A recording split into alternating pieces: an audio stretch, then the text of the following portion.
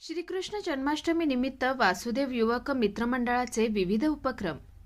श्रीकृष्ण जन्माष्टमी निमित्त परभणी शहरातील वासुदेव युवक मित्रमंडळ हे मागील 14 वर्षांपासून विविध उपक्रमांचं आयोजन करत आहे। याच अनुषंगाने आज शहरातील कौस्तुभ मंगल कार्यालयात विविध उपक्रमांचं आयोजन करण्यात आलं होतं,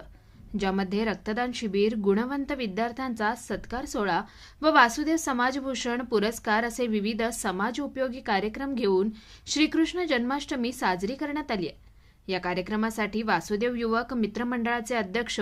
कोंडिबा ढवळे, उपाध्यक्ष विश्वनाथ सुक्ते, सुरेश वाडेकर, तानाजी चव्हाण, नितीन वास्टर, कैलास सुक्ते, माधव चव्हाण, नागेश सुक्ते, चंद्रकांत चव्हाण, संतोष भांडे, श्रीराम सुक्ते, शंकर वास्टर, त्र्यंबक भांडे, परमेश्वर चव्हाण, राजू जाधव, डॉक्टर धर्मराज चव्हाण, बालाजी डोईजड, दिगंबर वास्टर, राजाराम मुतरणकर, बबन वाकोडे, गणेश घोटकर, गंगाधर वास्टर, सुखदेव चव्हाण आदींनी कार्यक्रम यशस्वीतेसाठी परिश्रम घेतले। यावेळी वासुदेव समाजातील महिलांचीही मोठ्या संख्येने उपस्थिती होती। वासुदेव युवक मित्रमंडळ परभणी महाराष्ट्र राज्याच्या वतीनं श्रीकृष्ण जन्माष्टमी फार मोठ्या उत्साहामध्ये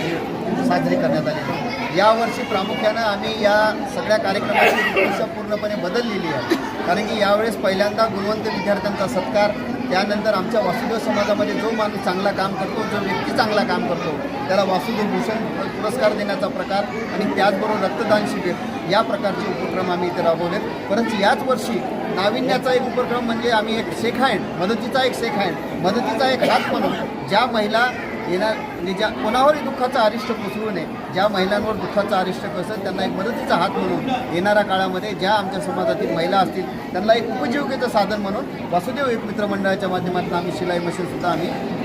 देणार आहोत। दरवर्षी आम्ही गायनाचा वगैरे कार्यक्रम साजरा करत होतो, पण यावर्षी आम्ही दुसरे उपक्रम आयोजित केले, त्यामुळे आम्ही हा जो गायनाचा कार्यक्रम जो आहे तो आम्ही आयोजित केलेला नाही, कारण का समाज दृष्टीने जे काही उपयोगी आहे अशा प्रकारचे आम्ही नियोजन आता डॉक्टर साहेबांना सांगितल्याप्रमाणे यापुढेही पुढच्या वर्षी आम्ही जे नियोजन केलेलं आहे, ज्यांच्यावर काही दुःखाचा डोंगर कोसळला असेल अशा लोकांना या समाजामार्फत काय मदत करता येईल हे सुद्धा आम्ही आता घोषित केलेलं आहे। अशाच नाविन्यपूर्ण उपक्रम आम्ही दरवर्षी राबवण्याचा